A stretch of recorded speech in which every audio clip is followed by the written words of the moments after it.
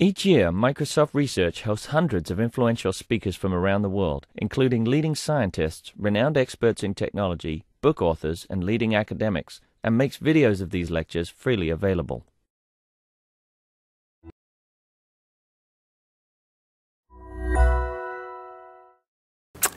Hello everyone, my name is Alex Games and I am Education Design Director at Microsoft Studios in IEB. Today it is my pleasure to introduce Meagan Rothschild. Meagan is a doctoral candidate at the University of Wisconsin-Madison working with the Games Learning and Society Center. Over the last few months, Meagan has been working on an MSR internship examining the relationship between playful technologies and lifelong learning, particularly on women entering the STEM fields. One more time, I'm super excited to have Meagan here, and I look forward to hearing what she has to say. Thank you. Hello. So today we're going to talk about meaning making in mediated environments. As Alex said, I am currently a Microsoft research intern.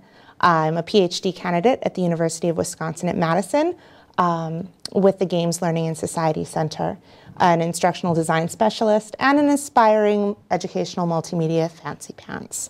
But before I go into what I've been doing, I want to make sure that I say a thank you to my two mentors, Alex Games and Rain Johnson. And Rain, unfortunately, couldn't be here today. She's really ill, but hopefully she's watching. Yeah, she's not feeling real well. So, but I just want to make sure that they know that this has been an amazing opportunity and that I say thank you for this tremendous opportunity to do this amazing research with kids and women. So what have I done? My background is actually kind of all over the map. I got my bachelor's and master's degrees from the University of Hawaii at Manoa, and I worked with a group after teaching high school for 6 years and being the site coordinator for technology at the school, doing a lot of professional development, teaching high school students. I moved into the field of curriculum design, doing multimedia design for underrepresented groups, and then ended up doing game design for learning games. And it was after that experience that I realized it was over, and I was convinced by a few pretty key people, including Kurt Squire and Jim G, that my life was over. I couldn't go back to traditional curriculum design, and I needed to focus on games and interactive spaces for learners. So I packed up, moved 5,000 miles, and moved to the University of Wisconsin at Madison, and I do not regret it at all. But what that means is that I'm now in a field of research and I have my fingers in design, but it means I've also come from the world where I have gotten to see where the rubber hits the road. And so doing the transition from teaching at the high school level to being a curriculum designer, my interests have also shifted because I started with high school students, but my interests have actually gone now the full spectrum. And a lot of my interests are now with younger audiences, but I'm looking at what that means for the future. So my work does focus on across age groups. So I won't, apologize for the fact that I like kids. And this is a picture that I feel like really kind of grabs hold of the things that I'm talking about. This is a little friend of mine named Connor, and he purchased Super Mario Chess, not because he wanted to learn how to play chess, but he thought it was the ideal opportunity to get more Mario guys. And and his t-shirt says expert gamer, and he loves the Mario franchise, and he's in it like all the time. But what happens is, as he plays, it expands outside of what he's doing with the game itself, into his narratives, into his play spaces. And Mario isn't something he plays anymore, it's something he does. It's a set of practices that get him really excited about this narrative world that he then goes into creative spaces and becomes a co-designer and participant in this franchise. And so that kind of points to something bigger that's happening. And this isn't just with young kids, it happens across the lifespan. So what's important to me is intentionally leveraging the potential of technology. And so this, like, do this right. This is kind of like my bottom line. And what that means is that we're tying together education, media and cultural studies, and design for the sake of building good stuff. So I came here to do an internship, and it's been a 6-month internship, and it's kind of a 50-50 thing between Microsoft Research and Microsoft Studios. And so that's a lot of interests. I've been looking at interactive media, kids, play and creation spaces, learning and cognition, and gender issues. And I mean, you could study that for about 50 careers. But what does that mean for my 6 months? It means that I have a story to tell about lifespan technologies. And this story comes together not in the consideration of a particular piece of hardware and its lifespan, but the fact that our lives are becoming more and more mediated. And so it's our lifespans. It's the fact that from the child's early years through retirement and beyond, our lives are mediated. And what does that mean for things like learning, entertainment, productivity, citizenship, health across the human lifespan? So what I've done is I've been involved in 3 different studies, and they all kind of come together under this idea. First, I want to tell you about a study called Tech Trajectory Stories, and it was one in which I did interviews with several women who are successful in their careers in computer science, and talking about different values that have been important to them along their life story, and really allowing them to tell me their personal life narrative. And what we've kind of pulled and sussed out from those interviews so far. And then I'm going to talk about meaning making with 2A TV, and a study that I got to do with 3- and 4-year-olds, and an episode of Kinect Sesame Street TV. And then finally, what does that mean in play workspaces and maker spaces? And so looking at how we can do observations that support telemetric data that's part of the StudioK curriculum, which is around Kodu. So I'm going to talk about 3 different studies today, but they're all around this idea that they traverse this lifespan for us and bring us through different levels of participation. So first, let's talk about Tech Trajectory Stories. So the research questions were, how do successful women in computer science fields describe their life story in terms of play and learning experiences? And what happened was I had read a piece by Mary Flanagan, and she did a lot of values-based research. And I was inspired by the research she did to take it and then modify it.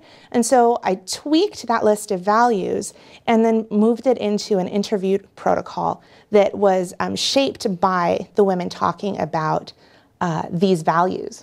So the 10 values that we used, so the guided interview combined open-ended questions about their youth activities, learning experiences, opinions about women in STEM fields or in computer science, and then the value ranking and the think alouds. And they had like actual manipulatable cards. So they were, what I found with that was actually really interesting, that as we would talk about their ranking of these particular values, by having physical objects that they were working with, the think alouds came really naturally, and they'd be like, well, this is really important to me, but then this was really, well, because of this situation, and they would talk their way through the whole thing, which actually got some really rich data. So I interviewed 6 different women at different phases in their careers. So the values that we were talking about were access, autonomy, collaboration, community, and creativity. And these were the definitions that I was using with the women. And then diversity, equality, group success, individual achievement, and subversion. So there are different things to consider in the kinds of outcomes. First of all, it was 6 women. Yeah? So how did you get those 10 values? How did you sort of choose those 10 values? So the majority were from what we know about observations of group dynamics with makerspaces, and also what we know from Mary Flanagan's work in the values-based research she's done. And so I actually modified those to align tighter with the research questions I had. So you just did your own kind of judgments to come up with those 10? Mm-hmm. Okay. Yeah, but it was grounded in different sets of research, and then I kind of just mushed them all together into something that made a lot of sense for the kinds of questions I was asking. But so factors to consider are that there really were, it was 6 women, and for making declarative statements, you can't really make, this is a declarative statement about all women, but it really helps in pulling out themes and understanding what are some of the things that we see emerging as potential patterns that need to be looked into more, or that might challenge existing beliefs we have. So there's definitely factors to consider, like the role of culture, the role of schooling in shaping values. As we talked about certain values, there is interesting language about this was important in elementary school, so therefore it was important to me, and not necessarily that it was important to them, but they just adopted it as a value because that was what the institution that they were tightly identified with at the time said was important.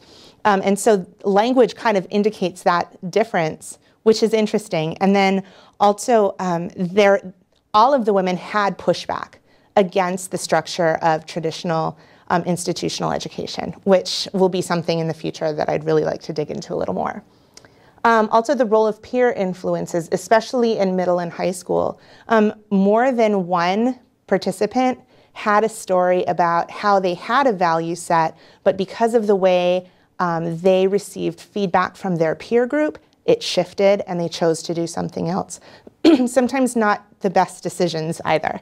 And then also the potential impact of family background and socioeconomic status on influences and opportunities. So we need to consider that that's a lot of things that can vary somebody's experience. But given that, some of the things we found in the value ranking, what happened was we had the 10 values, and I gave the women the opportunity to rank what typified their experience or what typified what they felt was important at later elementary school, middle school, high school, and then adulthood. So we had 4 time markers. And then they would rank them, and sometimes they had a really hard time just going 1 to 10 because they would find that some things just were not important at all, and they didn't even want to give it a 10th place because it just shouldn't even be on the list. And so I gave them the option of if something was not at all a part of their value set or things they were thinking about, just put it on the side. It doesn't need to get ranked. In addition, there were things that were tied. And so I did like a golf style ranking. So if you had a first place and then a tie for second, the next one would be 4th. So that was how the ranking happened. And what we found was subversion was unranked by all of them in elementary school. So all 6 of the women independently, this was one-on-one interviews, were like, that was nothing I was even thinking of.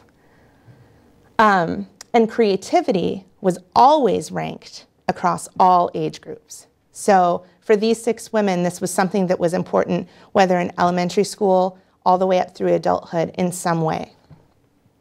Another thing we found was that individual achievement was nearly always ranked. I think there was one instance where it was not ranked at all. And so that was something that went beyond age groups as well and was always important for these women who are considered successful right now in computer science. And this one really kind of interested me. It went from being unranked by 4 out of the 6 participants in middle and high school.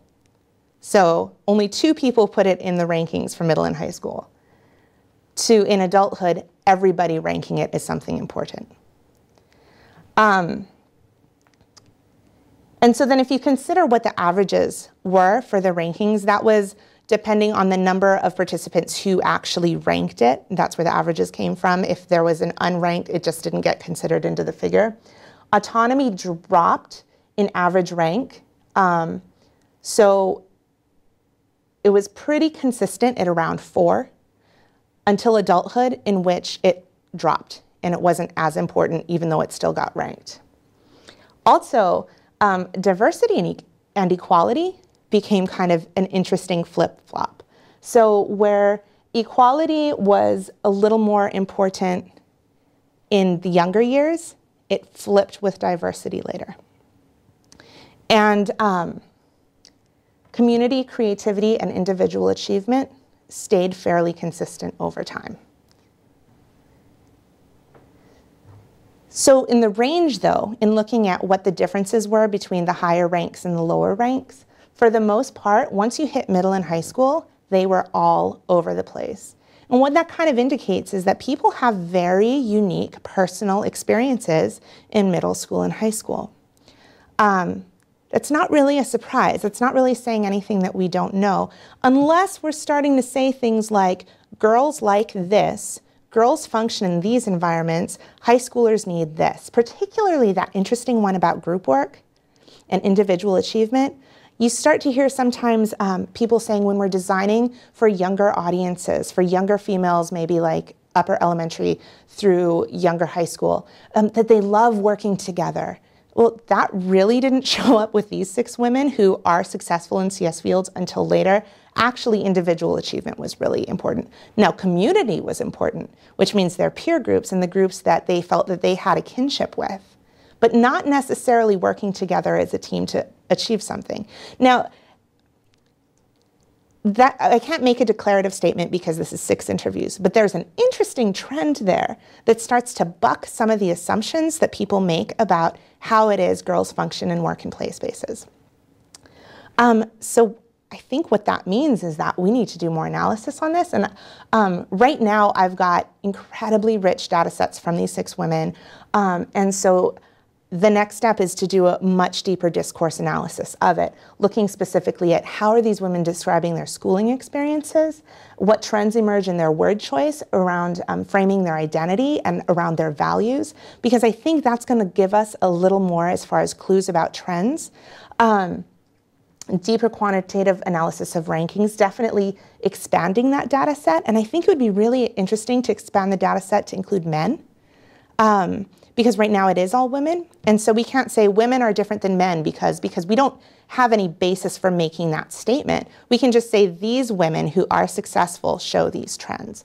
And then it would be really interesting to take this protocol and then adapt it for younger audiences. And looking at clubs like the StudioK clubs that are doing Kodu curriculum and learning to game design in groups, to see how they're actually talking about value sets while they're in that age group, and see if do trends align? Are they showing that there's different patterns based on reflective recollection of this was my life story? Some things that really came up strong were that all of the women had early experiences with technology. And so that means that we need to take a really close look at what are kids doing at a young age? How are they connecting with content? And that's kind of my segue into the work that I did with the younger audiences in looking at playful learning with Kinect Sesame Street TV. So first, my theoretical frames are really around the difference between interaction and participation. So interactivity and participatory experiences. If you've seen Dora the Explorer, Blue's Clues, even traditional Sesame Street, they're very participatory. So Dora will say, we need to get in the backpacks. Backpack, say it with me, backpack. And everybody says backpack. And you know, the kids at home might say backpack, they might not, but she's calling out a response from the children. Say vamonos, and then they all go. And sometimes kids respond to that. Other times they start getting kind of tricky about it, going, I didn't say it. You know, but basically there's a call for participation, but the system doesn't necessarily respond. When I'm talking about interactivity, some people use interactivity to describe that as well, but I'm talking about having a system that actually responds to the cues of the participant. And so that's what Sesame Street TV, Kinect Sesame Street TV, and Kinect National Geographic TV do. They provide a situation where the activity is relevant to the content, but then also it's responding to the actions of the participant. And so that's a really important distinction in what makes the potential learning different. And also is the connection with narrative worlds. So this is the frame that I'm kind of using to think about narrative worlds.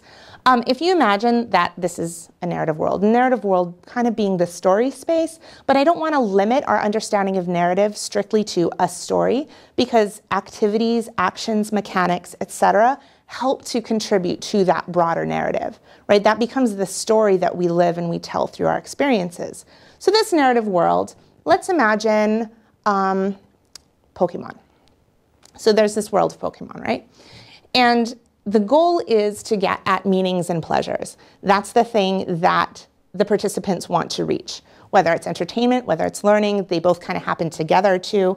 But meanings and pleasures are created at the heart of the activity. So here's a platform, there's a platform, there's a platform. Maybe this is cards, maybe this is a video game, maybe that's a movie, maybe that's toys, maybe that's a comic book.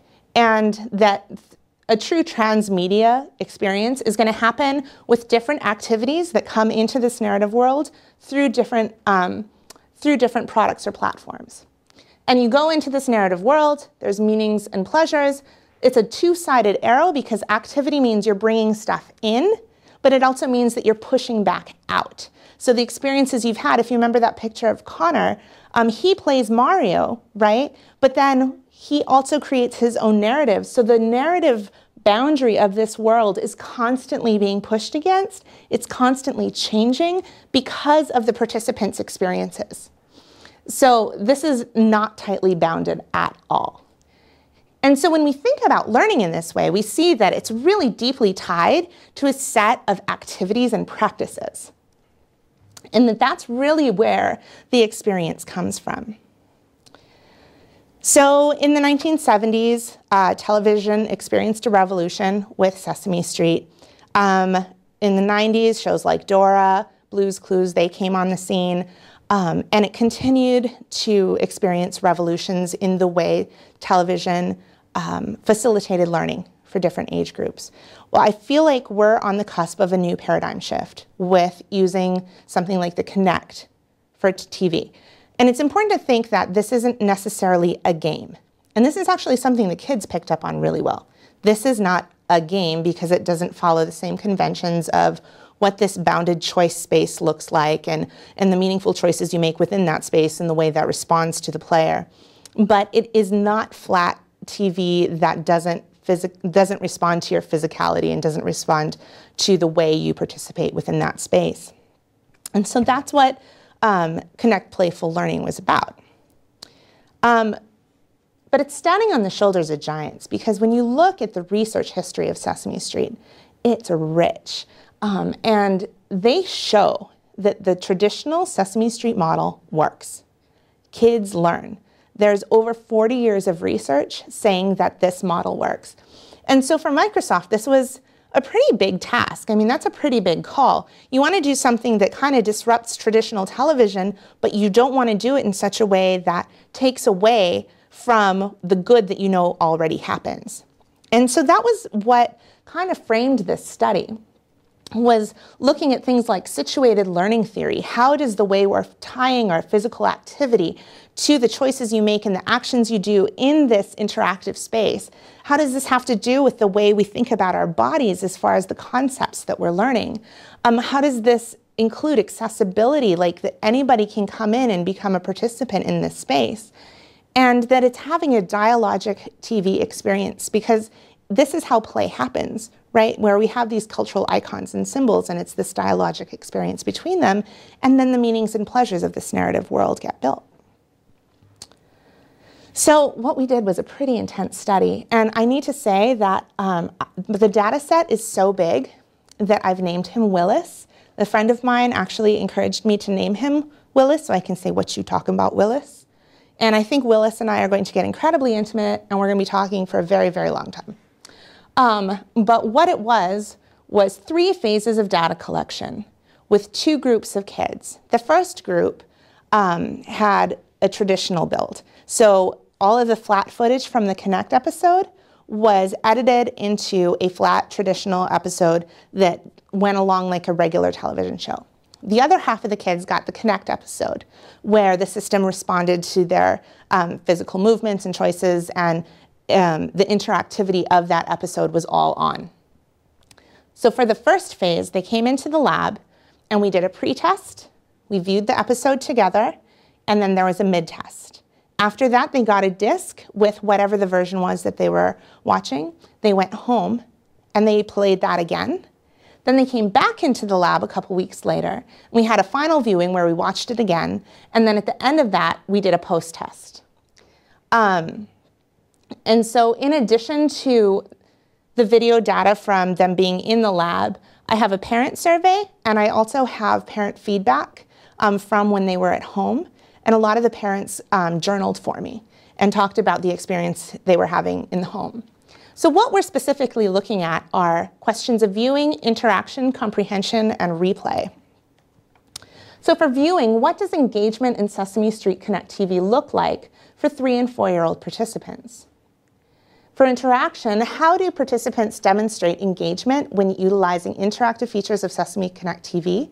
And how do participants not using interactive features demonstrate engagement? For comprehension, what concepts are participants of interactive and traditional episodes learning? And then for replay, it's basically all of this, but how does replay impact that? Does this change over time? So for the assessment instruments, there is questions about letter H recognition. This particular episode we used for the study, and it was the same episode across the entire study. If you need to know about the letter H or the number 5, I just encourage you to ask me anything you want to about it, because I'm an expert at the letter H and the number 5. I watched that episode at least 84 times during that 6-week span. I know this stuff now. So we would do questions about letter recognition. And the development of the assessment instrument was actually kind of interesting, because in the show, in the Kinect episode, there was a lot of participatory experiences. So to design a flat assessment doesn't really make sense. You want to design an assessment that also situates the learning. You want to design an assessment that also brings participants into the world of play, but also gives you the opportunity to see them perform what it is that they know. So there's letter H recognition. There are relational concepts, so over, between, and across. We looked at counting and enumeration for the number 5, narrative prediction and retell for the street story, the concepts measure and launch, so starting to look at STEM concepts and how the kids' discourse actually starts changing around these concepts through watching the show, looking at STEM values of curiosity and wondering, and then feedback from the episode, where they were looking at the different segments of the episode and telling me about what was taking place in them. So what we did was, there were more closed-end questions and there were more open-ended questions. I provided a lot of visual cueing, and then we had manipulatables to do a lot of the questions. So here's an example. When we talked about the street story, I would say, what happened in this story? What was this about? What is Baby Bear doing there? And if they were able to tell me measuring, I could ask, what is that? When you're measuring, what is it that you're trying to find out? In addition, we would talk about the activities they did. So with Kinect Sesame Street TV, if you aren't familiar with it, there's the letter of the day, a number of the day, but there's also a move of the day that entices you to get into the show by doing a physical activity. So this particular one, the move of the day was throw. So we would talk about what did they do in these designed experiences for throwing, and how did that connect to the different concepts. So this one actually connects to relational concepts, because you're throwing across, over, and between, and doing it with Elmo and Paul Ball. So like I mentioned, there's supporting data. While we were doing this with the kids, the parents were taking a survey. And this is something that, as we do more quantitative analysis, this is going to be really nuanced and is going to be really interesting to kind of suss out if there's anything happening there. But looking at parent attitudes towards different kinds of media. So I had a set of belief statements like, does this media help my child do better in school? Helps them be more creative? It's a waste of time. They learn useful things. They learn the things that don't matter in our household, or bad values and beliefs. And then what do they think about those belief statements for toys, TVs, video games, internet site, and books?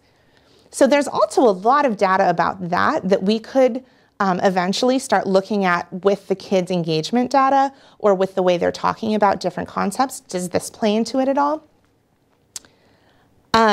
Also, the coding that's still taking place right now is for every child, for every episode, looking at interval coding. And so this was based on an actual Sesame Street coding scheme that was then modified so that it started looking at situated cognition, physicality, the interaction that's happening in these specific episodes. So it's not for specifically the television show itself, but for looking at how you're interacting and physically interacting in that space as well.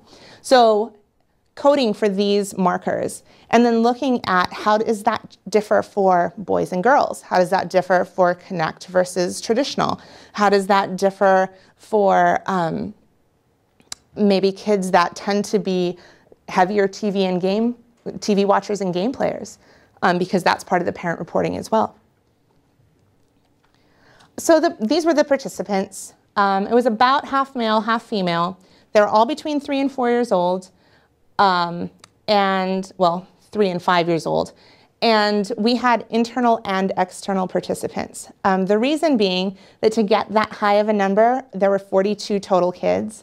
To get that high of a number and to get that many in a shorter time frame, we did need to open up to both. But we were screening for a number of different variables. And so I was able to mark for that too in the data set, so we can look at if that makes a difference as well. I also, for the majority, got their annual income. So we can also look at rankings of socioeconomic, because access is something that we can't ignore. And by access, I don't just mean people having a Kinect in their house, but access to knowing how to work with different kinds of information and stimuli. So we had 21 in the Kinect group, 21 in the traditional group, and that was the kids. And it happened over 6 weeks. And so what we found, this I think is a win, because one of the biggest things we needed to find out was if we start messing around with Sesame Street's format, it has to do at least as well as this incredibly high bar. And that happened. So we can say that Kinect and traditional groups had statistically significant increases from pre to mid to post. The interesting thing is it didn't matter on the group. It's not necessarily that Kinect users did better than the traditional. They both learned. It's not significant that there's a difference between the two. It's not significant that gender plays into that. And so, but that's based on a very specific set of questions. That's based on letter recognition. That's based on relational concepts, so over, between, and across. And it's based on the enumeration and counting. So they matched it. And these are the types of assessments that Sesame does. So that assessment model matched the type of assessment model that Sesame uses, and it matched it. So I say that's actually a win for the property, because that bar was started off really high. But what I can say, and this isn't done being coded yet, I can say that there is a significant difference in the way kids are engaging with it, and in the kinds of discussions that we're having around the content. So that's still in analysis right now, and I don't have anything declarative to say about that yet. This is preliminary. Also, what we got from the preliminary sets of data is that we need to dig deeper. There are some really interesting things that have happened.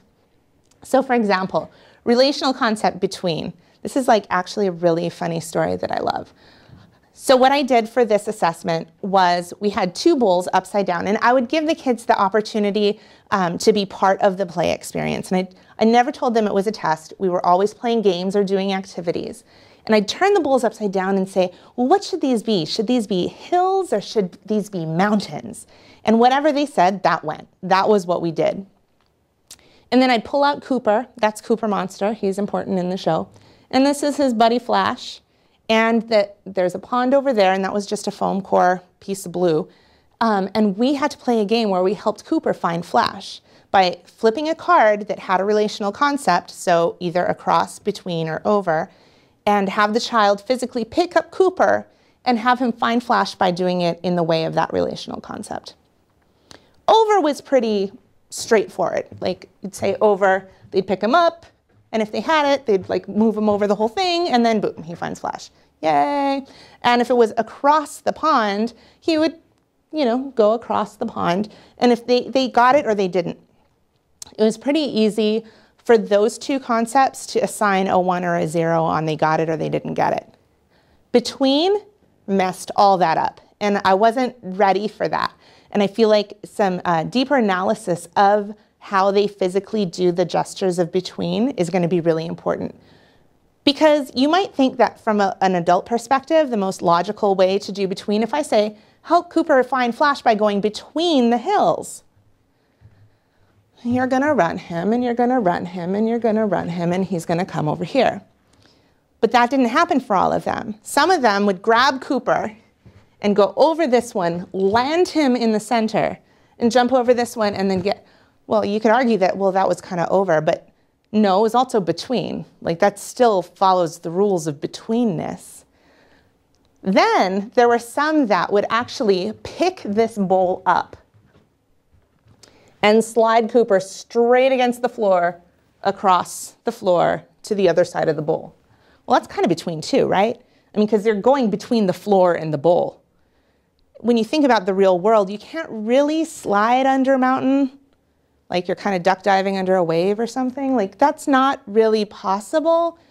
But in this world it was, because you can pick up this bowl and you can go between. The one that slayed me, and this was so amazing, they picked up the bowl, right? So here's the bowl. And then they pick up Cooper, and they're going like this. And then looking at me like I'm an idiot, right? It's like, you can't go between. I can't molecularly shift the atoms of this bowl and make Cooper go between this bowl. Like, yeah, I apparently didn't get that one right. I mean, because the child looked at me like I had just set them up for failure by asking them to go between. That's really interesting, like that their construction of meaning with the word between, like I was talking to an early childhood education specialist, and we were talking about this, and she said, you know, I'll bet you could have an entire career based on the word between. You probably could.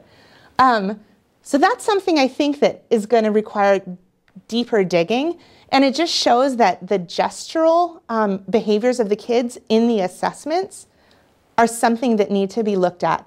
Another great example, let's see, do I have that one? I'm going to do this one first. Okay, another funny example was for the word measure. We talked about measuring, and one of the little girls had said, when in the pretest, before we had even watched the first episode, I said, well, what is measuring? When you're measuring, what are you trying to find out? And she says, how tall something is. It's like, oh, okay, that's measuring, okay. So in this story that's part of this episode, Hubert, the human cannonball, is trying to launch precisely 5 feet across Sesame Street and into a bucket of blue gelatin. So then Baby Bear comes and measures 5 feet. So after we watched the episode, I said, so what is measuring? What are you trying to find out? And she says, well, how tall?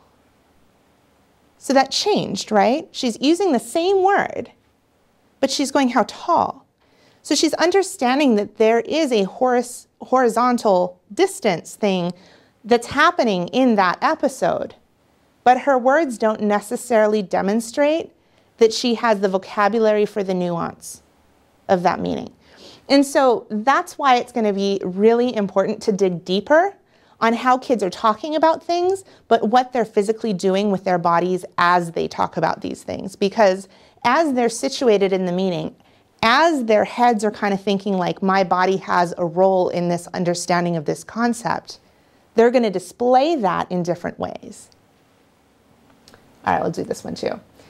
The number one kind of broke my head a bit, and so I've been talking with math specialists, and they actually have some theories on why this one took place. So again, remember how I was saying how we would do this kind of imaginary play for the assessment. And so I'd say, do you know what an orchard is, an apple orchard? So it's where there's a lot of trees with apples on it. It's like an apple farm. Well, let's pretend that you and I and whatever parent was in the room were walking through this apple orchard, and oh my gosh, we found these apples. And I'd flip the page and there's a picture of 5 apples. Can you count how many apples we found? A lot of kids. 1, 2, 3, 4, 5. Great. Well, we're going to cook with apples today. What should we cook with? Should we make cookies, apple cookies, or apple cake? Or applesauce, and they would choose what we wanted to cook with the apples. And Cookie Monster came out, and he was going to be cooking this recipe. And then I pulled out that green bowl again, and said, well, for that recipe, we need exactly 5 apples. Can you put 5 apples in this bowl? The number of kids that got the first one with the enumeration correct and that were able to then put 5 in the bowl was very different. Not as many kids had success in counting apples and putting them in the bowl as they did in enumeration. It's a different kind of application with the number. One of the theories is that they're having to hold 2 things in their head at the same time with the knowledge of it's supposed to be 5, but then we also have the separation because there were 7 apples, so there were more than they needed. So having to distinguish what 5 is in comparison to this amount that they have here, and then some are in the bowl and some are not. Some kids would use strategies like they would count 5 first, draw the line, push the other 2 apples away, and then just grab them and throw them in. That was a pretty successful strategy. But so again, something really interesting having to do with the numbers and the way they're demonstrating their knowledge of the numbers. So deeper analysis is needed. Like I said, Willis is huge, he's a beast. And so this is where the analysis is heading next. Looking at the interval coding for behaviors and responses with what engagement exactly looks like. Looking at a quantitative analysis based on multiple variables, like coming in deeper with maybe where some of these nuances are. Looking at purposive sampling, where we've got some kids that we know are talking about things in pretty interesting ways. So doing full transcripts of what it is they're talking about and doing a discourse analysis of how are these concepts moving from their mediated experience, so what they're doing with the television show, into how they're talking about it with me. And then gesture analysis of their content descriptions. I actually want to show you a few videos of some of the video data. So this is a child that is, where did the mouse go? He is watching a traditional episode. So this was pretty common.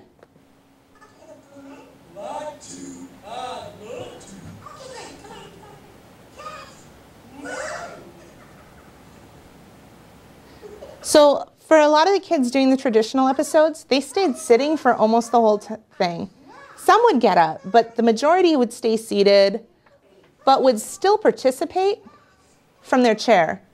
So they'd respond, but it was often like half-hearted, and some would get frustrated because of the timing. Oh, that's fun. It's like, I threw it, and then I have to wait for it to happen. Watch the fun. So that's pretty common for the traditional viewers. Mouse. Here's another traditional viewer. And how she engaged with Grover in throwing coconuts. Did you get that one? Did you miss it? Nice shot. Now I have 2 coconuts in the box. Your turn. Throw me a coconut.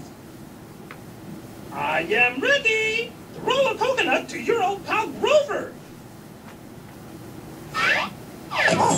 I noticed that by the second time they were watching it, they would know about how long they had to wait because of the replay. They would know about how long they needed to wait for the next throw. But again, she's sitting on the floor and she's still, she's still participating, right? She's still following up with the cues of the television. It's just engagement is looking very different than the kids that are doing a Kinect version. So here's a Kinect version. Not that one. We'll do this one. So here's throwing the ball again. Emma's coming back. Yay. Okay. Yeah. Here I go. It was also really sensitive, so when they would throw, you would see immediately, like they might not have waited for Elmo's entire cue. They would just do it. Thank you. Come on. Where do you even put the ball? No worries. On the second, oh, this is the frog one. She likes the frogs. Oh no, it's not the frog one. There was a lot, the second time they came in to see, another interesting thing that happened was a lot of the kids would do things and then look at me and go, see? Like they're teaching, it's the first time they didn't have the mastery of the show, but based on their replay, later when they would do it, there was a lot more interacting with me and making sure that I could recognize for them that yes, they had learned how to watch the show, which does follow some of the research done by Blue's Clues, looking at how kids learn to watch certain television shows. But that was pretty interesting with the kids saying, see, see? So here's one where this is during the assessment part, and we're talking about, uh-oh, did I just close it? Hold on. You want to see this. It's hilarious. This is one of the girls who, nope. Yep. This was during the assessment as we're talking about some of the stories. And this is her telling me about the story that had to do with measuring and launch. All right. So here's a picture from the show. She didn't want to talk about measuring. Can you tell me what the story was about? Him, is he a boy? Yeah, that's Baby Bear. But which one is a girl? In this story, there's not a girl. Oh, and he's a Chris. That is Chris. And then we don't see in this picture Hubert, but Hubert's around somewhere too. So what is this story about? Who named the cannibal?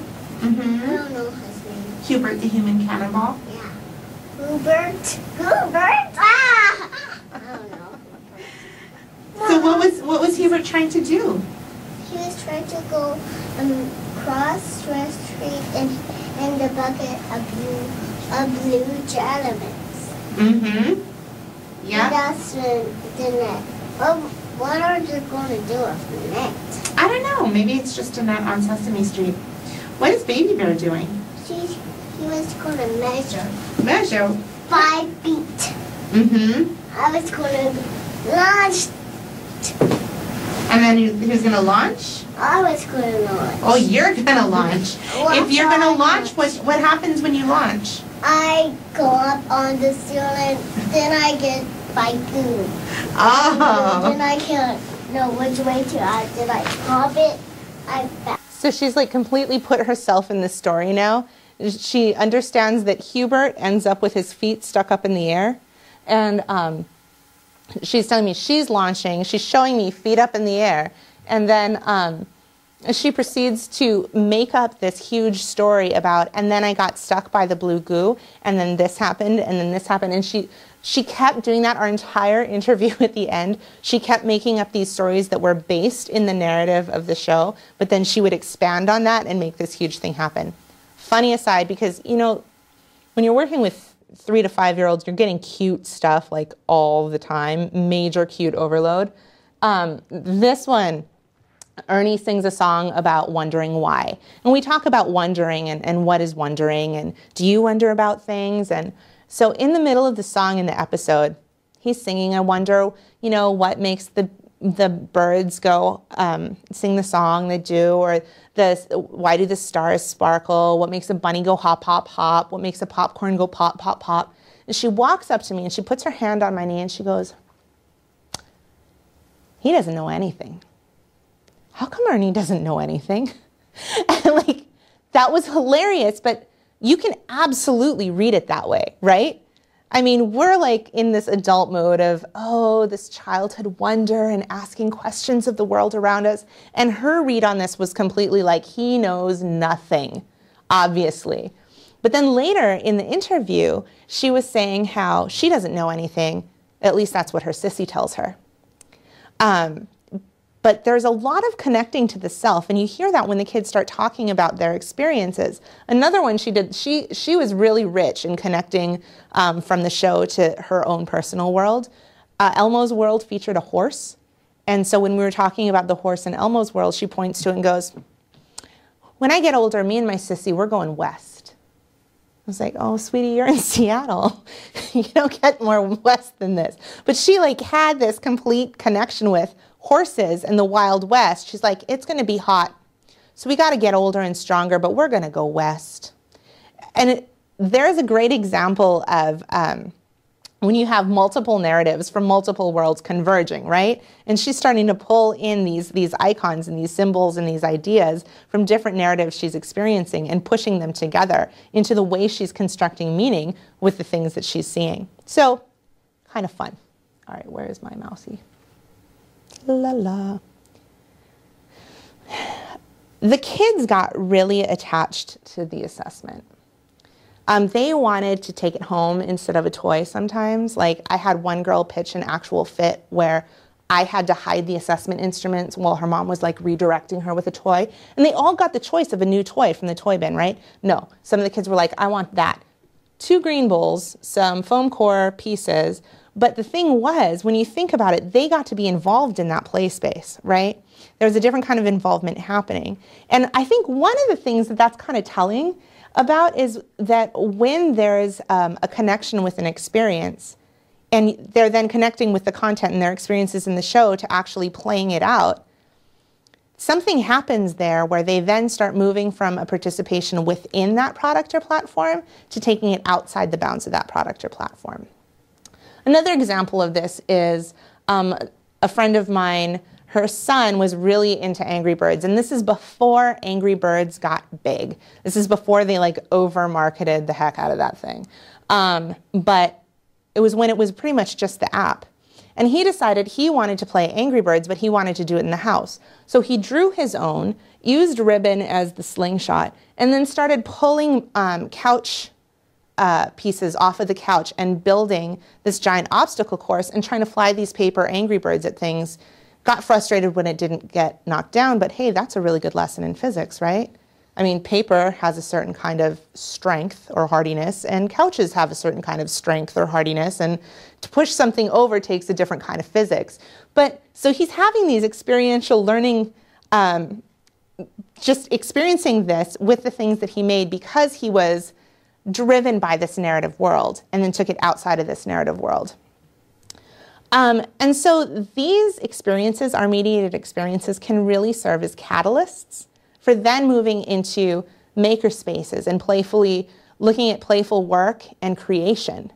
And so the third study that I've been working with has been looking at StudioK, which, as I mentioned, is a curriculum, a game-making curriculum for clubs right now, but looking at an online curriculum that links to Kodu, and doing game design through Kodu, but also starts bringing in telemetric data so that you can see how players are spending their time, whether it's in editing or programming or playing, and starting to look at patterns that emerge and different kinds of players, and what does that tell you about the kinds of learning that are taking place. So that's what StudioK is. And so the research questions we started looking at here with this kind of a maker space of a mediated experience where something interest-driven takes you into the desire to, I want to make games, right?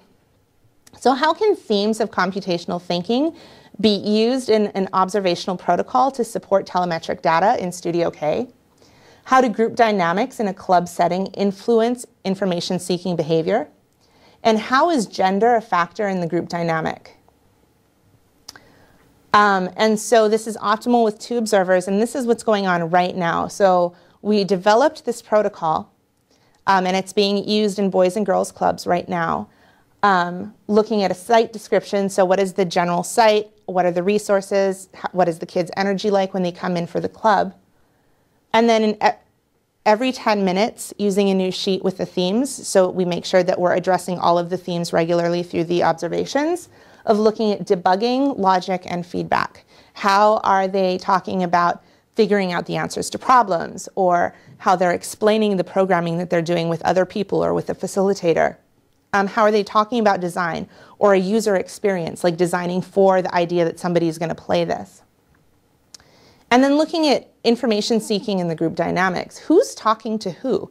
Is it a facilitator talking to people? Are the kids talking to each other? Does gender play into that? Conveying information. Is it a guiding thing where, okay, so first you do this, now what do you think you would do? Now what do you think you would do? Or is it telling, like, do that, do that, do that, do that? Or give me the controller, you do this. Because those are different kinds of showing. And how does that all play out in the dynamics that are happening in these club spaces. And what happens then is you start to see what the telemetric data looks like. So this is the kind of telemetric imaging, the output from the telemetry. And so you can see over time where the points are that they're doing more editing in the world, where they're doing programming with objects, and where they're playing. So this one is somebody who's going to play. They play the game a lot. This one is someone who's actually doing more looking at the world than objects. Worlds, objects, play it out. How does it go? Okay, there might be an issue. Coming back, reprogramming that, try it again.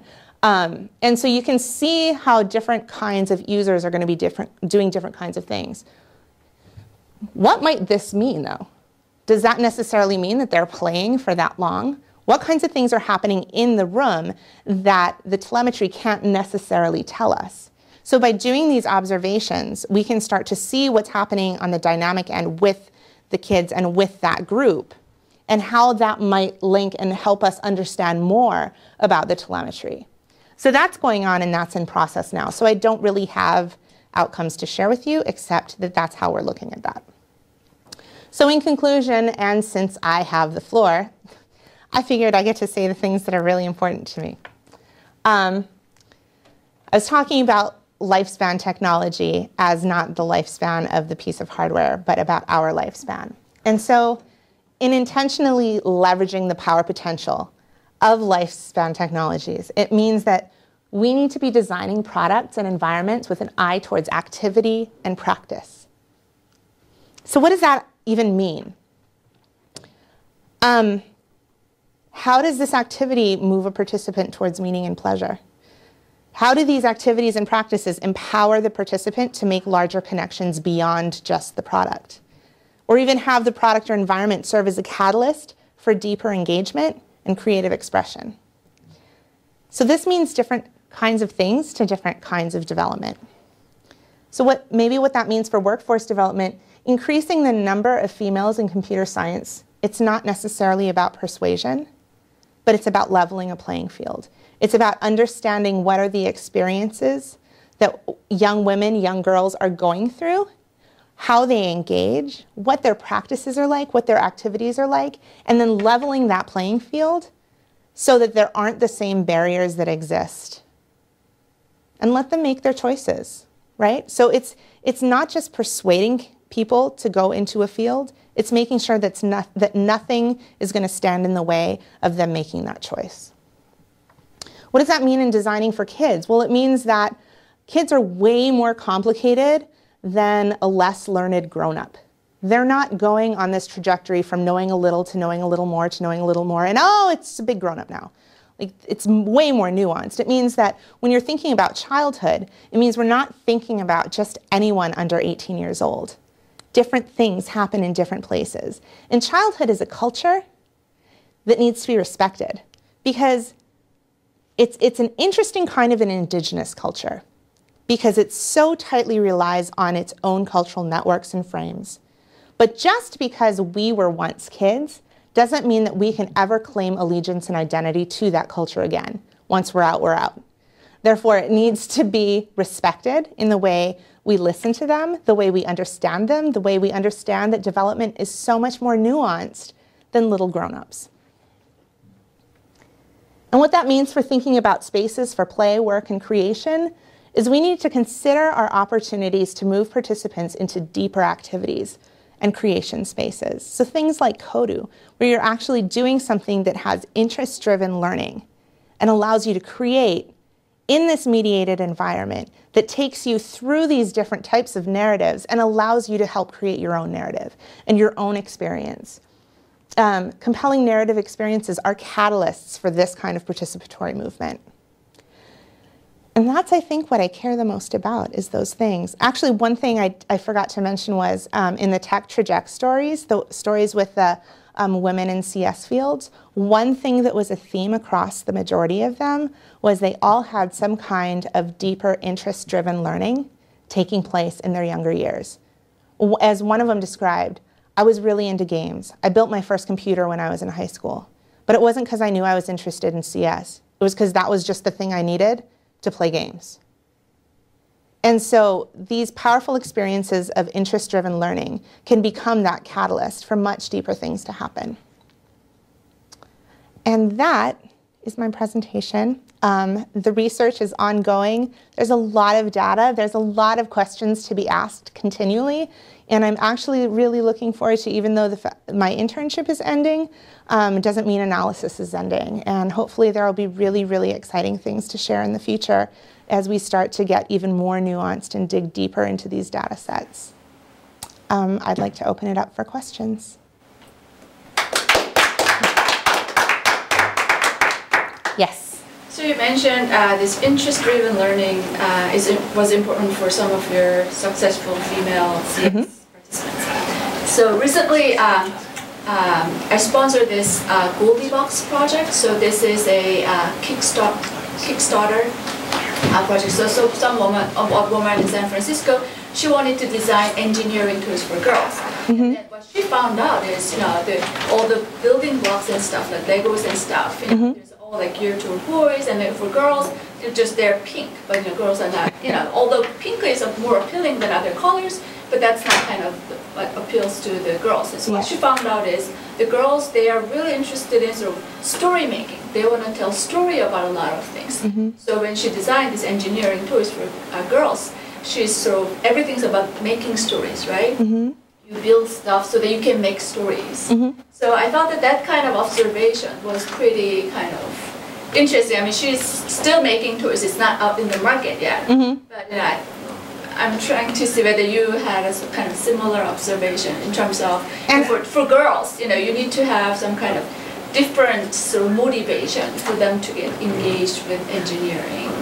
Right, and I think that's one of the things that in looking at the gender differences across the different types of research, I think that's one of the things that hopefully is emerging, is that there are boys that really like to create narrative worlds as well.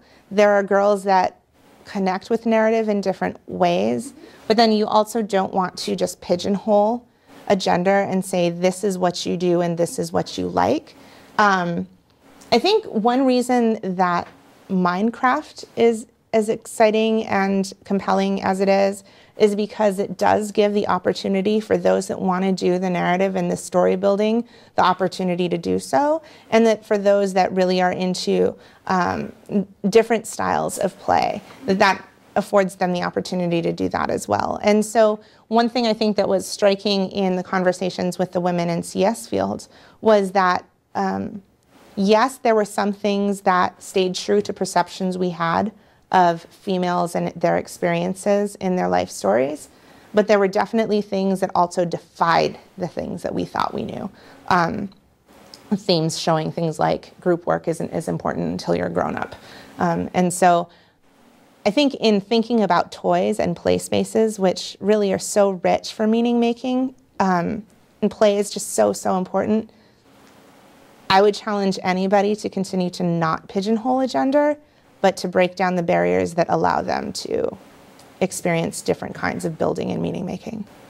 Yeah, I get really irritated with pink Legos, seriously irritated. One of my women who was interviewed had said how they used to play, like theater and role playing was a big thing for her when she was a child, but she mostly played with boys, and then they always got in fights because she didn't want to be the Pink Ranger. And because that was their token female one, right? And it was the pink one. And she was like, I hate pink. I don't want to be the Pink Ranger. And that was she's playing with the boys, but still they're trying to pigeonhole her to the pink one. But I mean, so there's different kinds of experiences, and I think we need to respect gender a little more than that. Yeah. Yeah. I'd like to just ask your opinion on a couple of things outside of sort of the empirical study. I'm curious if you have any thoughts on a couple of aspects of this. One was, you mentioned the importance of narrative to engage in these deeper kind of participation in these play spaces. What do you think about the use of an existing narrative like Sesame, where the kids have knowledge of it? I mean, you mentioned too that we had to kind of, move into that world and try to do what we wanted to do within that space. Mm-hmm. So that versus maybe the development of entirely new kinds of narrative properties. So new narrative properties are exciting, and if they hit that sweet spot of whatever it is that makes them awesome, like, and sometimes, I hate to say this, but sometimes it's a marketing sweet spot. Like, look at Skylanders. What's happening right now with Skylanders is like exploding. And that's a kind of a new property. I mean, it's building on old Spyro, but it's also this new world. So I think there's something to be said for new properties, definitely. But where that sweet spot is needs to be looked at as far as what is the practices and activity that take place within that world, and how can that world then become a catalyst for deeper practices and activities. I had another thing to say on that. Crud. Another question for you. Yeah. This is just in the general of your experiences with interactive storytelling, as it were. This is, you were able to contrast the passive classical viewing experience versus this interactive experience, and it's interesting to me because you're dealing with an audience that is sort of they don't have like 2 or 3 decades of experience with the passive. Right. And I'm just wondering, were there frictions to the interactive narrative experience? I don't think friction, because it wasn't necessarily interactive narrative where the choices that they made changed major outcomes in the story. The way you would think of really, really richly developed narrative experiences, like perhaps some of the more, I'm trying to think of one off the top, like Mass Effect, right? Where you're looking at a rich narrative that has specific outcomes in the way something is played. That being said, that narrative experience isn't really only about the story, but is about the set of practices and what they're doing in their head, and then how they're taking that outside of it and connecting to those concepts. I remembered what I was going to say before. There was a study, when you're looking at younger kids, I think there needs to be a mix of the familiar and the unfamiliar. There have been studies that show that when younger children are being taught something, there was one where they're being taught something from Elmo, and they were being taught something by somebody new that they totally didn't know. They trusted Elmo more because they knew Elmo already. And so they actually found, for that particular comprehension that they were looking at, kids who experienced it with Elmo did better because they already had a relationship with the character. That's not to say that we should just stick to the ones we have, because there's definitely something to be said about the kind of attention drawing that new experiences provide for younger audiences. I mean, that's when you have deeper attention, is when you're wanting to connect to it and you want to figure it out. That's when you're drawn in, right? When there's something new and those confounding things that you're trying to piece together. So yeah. Anything else? No? So much. I have a question. Yeah. So, when you were first starting this, I think you had some kind of expectation of what perhaps outcomes and success was. And, clearly the kids learned, as did learning from the property.